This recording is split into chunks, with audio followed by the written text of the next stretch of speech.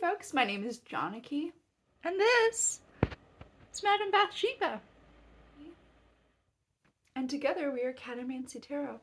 So welcome to the second installment in my top oracle decks of all time. In my last video, I walked you through my top 10, and today we're gonna do some runners up because it's always hard to choose, and I wanted to do a little bit extra. So we're just gonna get right into it. I'm gonna show you my 5 runners up to my favorite oracle decks. Here we go. Alrighty, let's get started. So, my first runner up is the Oracle Belline. Now, this is a French oracle deck. It's a historical oracle deck. I picked it up on my last trip to France, and as you can see, I think it was originally published in 1845. So this is kind of like in a similar style of something like Lenormand or Kipper or Sibylla, where it's really its own system. And it didn't make my top because I actually don't use this one enough. Like I wish I was cool enough where this would be like one of my top oracle decks, and it goes really well with Marseille decks, and I like it a lot. So it's one of my goals is to like read with this more often. It's of all of the decks I've shown in my top oracle decks in this video, this is the by far the most kind of like fortune tellery, which I think is actually really fun. So there's, I think there's 7 suits for the 7 classical planets, and then you have a keyword in French for each. And I think it's really fun. There's a few cards that are outside the planet, so I think this is the Destiny card, and then you have like some, what do you call them? Like the significator cards, right?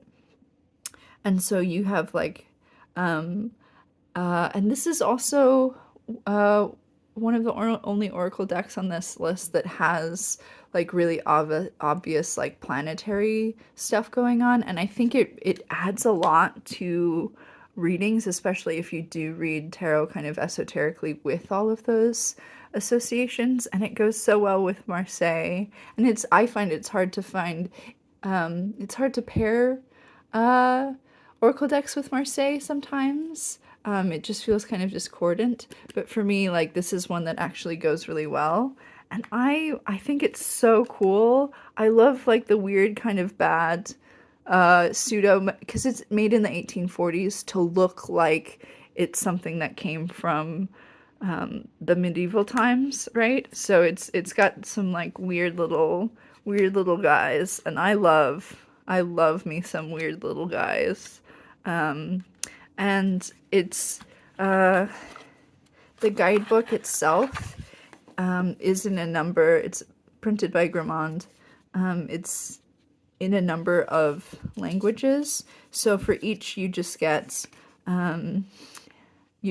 like a few little keywords, and then at some point, you do get like a little cheat sheet somewhere, where it's like, if you just want to know what the title is, you can have like a quick look, and this is the names of all of the cards. And mostly they're kind of like things that you know, immediately, even if you don't kind of know what the French is, you kind of like know what to do with the little symbol. So this is a deck that I just wish, I want to get to know better. I want to get better at reading. There's someone I follow on Instagram. Oh, now I'm not gonna remember his name, who just like wrote a book in French on the Oracle Belline, but I don't read French, so I wasn't sure if it would be worth like getting his book, or if anyone knows of like English language resources for the Oracle Belline, hit me up, because I would love to get better at reading with this, because I think it's such a lovely little deck, and I'm into it. And I just, I wish I was cool enough to know how to read this one better. All right. The next deck on this list is another really recent oracle. uh, and it didn't make my top 10 just because like I haven't used this one long enough for it to really kind of earn its spot. But it's the Color Vision Oracle by Moon Nectar Apothecary. You've probably seen this one around. This is an indie deck. And I just love how this is, it's just a deck of all vibes and colors, and you know those little like aura photography stuff. It's like this is like an aura reading in a box, and I'm into it.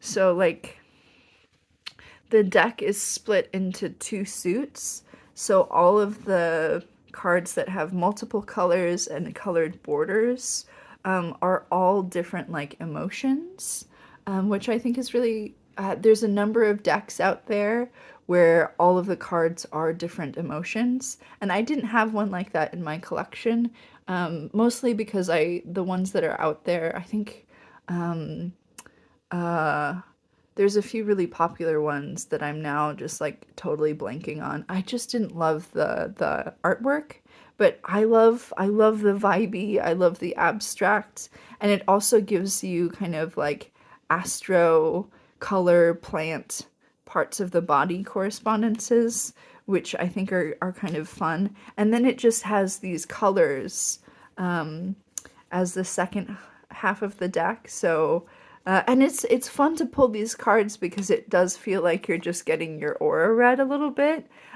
which is really cool, and it goes well with a lot of, as you can imagine, any kind of like colorful deck. It's gonna do well. It does chip quite a bit. Some of this holographic stuff. It chips. Mine's still like very new. I did edge it in this like black silver color, which I think is fun. But I've just been really vibing out with this one. My only other comment is I just wish the guidebook was a little bit more legible. Like they really just like from page to page size the font different sizes so it all fits on a single page. I wish it was a little bit more consistent, and that there was like a lighter background so it was actually more legible, and that they used a different font. Like this kind of font is fun for the titles, but when you're reading small, like really shrunk down print in a weird font with bad color contrast, it's really hard to read, which like is an issue for usability. And my other like super nitty gritty feedback is that I wish the order of the symbols they have here went in order as it's pictured. Like that, just like little thing, like a few tweaks to the guidebook would have kind of like really, just a little, little editing suggestions for free. But it's really fun, and like a lot of the colors are like fairly intuitive, and it's got a lot of fun. It reads really well. Like the guidebook does certainly add something to it, and if you're just reading vibes, you can just read vibes if that's what you want. And it does have some fun like aura aura spreads. So I've been having a fun time with this one. So it's made my honorable mentions. Let's see here. The next one I'm going to show you is another little, it's just a little guy. It's a little collage guy. And then this is the Craft Decadence Oracle by La Greenwich. This is a print on demand deck that you can find on, it's not Make Playing Cards, it's the other one. It's Game Crafters. This is one where the titles are so wild. Like, it has some of the most creative titles I've seen. but this is a deck where the titles for me do more work than the images do.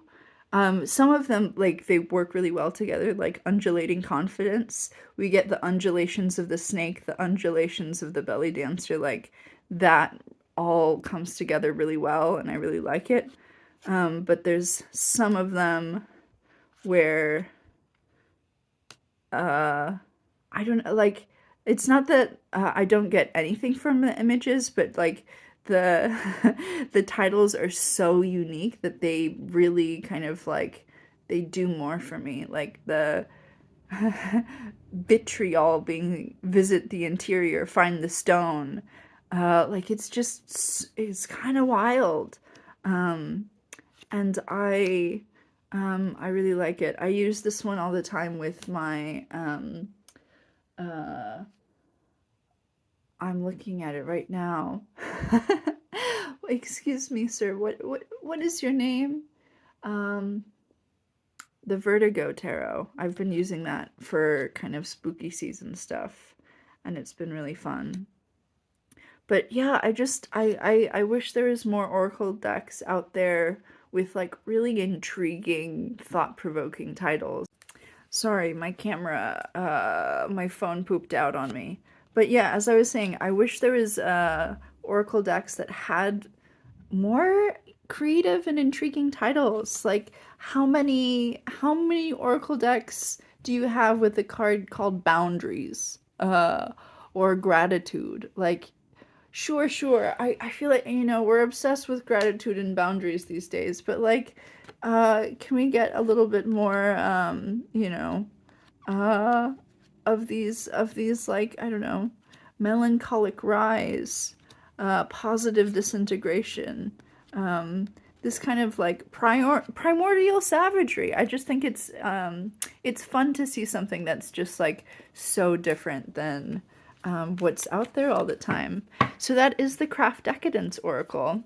Um, and yeah, we're gonna go ahead and move along. The next deck I'm gonna show you. It's another French oracle, and it's grown on me. I picked it up. I didn't think um, much of it. It's a mass market French oracle um, by this artist. It's called the Marvelous Medieval Oracle, except in French, and I've never had any training in French, so I'm not going to try and butcher it. By Gulliver, this creative person, she's got like a bunch of oracle decks and a tarot deck, and I've been really enjoying this one. This is an oracle deck that feels really cozy to me. The guidebook is in French, and the titles are in French, but there are these really cute little rhyming couplets that with like a quick Google Translate, I'm sure it will butcher, you know, uh, Google Translate isn't the kind of translator that tries to capture the rhymingness of it all. Um, but it's helpful.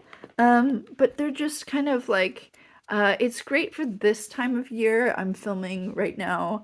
The day before yesterday was Halloween. um, so these very kind of like it's all a little bit witchy. Here we have the game. Um, Unite. A lot of it you can um, kind of know what's going on. Um, and it's a little bit fantasy, it's a little bit medieval. It feels very like this is a deck that feels like a bedtime story um, for adults or from, uh, so sometimes it's nice to just pull some like cozy cards at bedtime. I'm a big fan of that, and I've been using this with one of my with the um, Solara Occulto Tarot, which has been like one of my favorite combinations recently. And I showed this deck in my fall, my most recent Fall Vibes Hope Punk basket video, where I talk more about that card combo. But I really like it. It's like not something I thought it would just be like a cute little guy. Um, but I've used it a lot, and it just always seems to be really on point. And yeah, it's just a cute little mass market illustrated guy, with these very expressive characters, and I like it a lot. And it's grown on me. So it's in my runners up, and it's another deck that like I do tend to use a little bit seasonally. When you know when it's time to get the colder weather blankets on the bed, that's when this like combo comes to live at my bedside table. All right, so that means we're already at our last runner-up of these 5. And I have here is the Yoginis Oracle. This is another mass market oracle that I never see. And I think it's really fun. This is it's published, let's see here. It's published by Om Books International in India. And it's got the 64 Yoginis. So if you bought the Tantric Dakini Oracle thinking you're gonna learn about the Dakinis or Yoginis, this is the Oracle deck that I think you actually might want. So there's information, there's like a detailed title and information on each of these lovely ladies in the guidebook. And I just love like the psychedelic colors, and it's a really nicely written guidebook. So we've got it's got numbers. So if we take a look here, we get the name of the yogini and then a subtitle. So here we have the strength of the river, and then we'll have some information and context about. Here we learn about the river Ganga, and then we also get a sadhana, or it's kind of like a meditative practice. So for me, I tend to like to pull these like before I do like a yoga asana kind of practice, and I just think. I don't see this deck out there that often, and I wanted to give it a shout out in my kind of runners up. And like the Book of Doors Oracle, this is another one of these oracle decks that kind of like explores one tradition a little bit more deeply than those kinds of decks where you have like one god and goddess from every tradition from all over the world from all time, which I just find to be kind of like very decontextual. So I prefer these where you're kind of really exploring a single tradition with some kind of like attention to depth or like cultural context. And they're really fun, and there's some very lovely ladies, and so and sometimes they've got severed heads, which is par for the course. So yeah, I guess those were my runners up.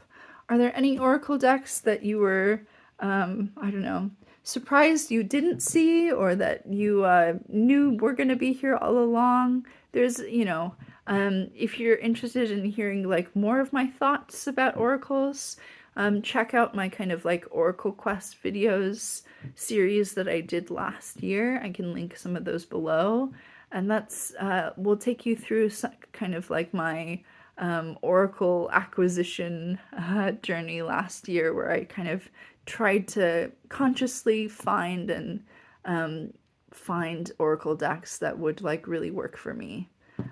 So thanks for tuning in. I will see you guys next time. Bye for now.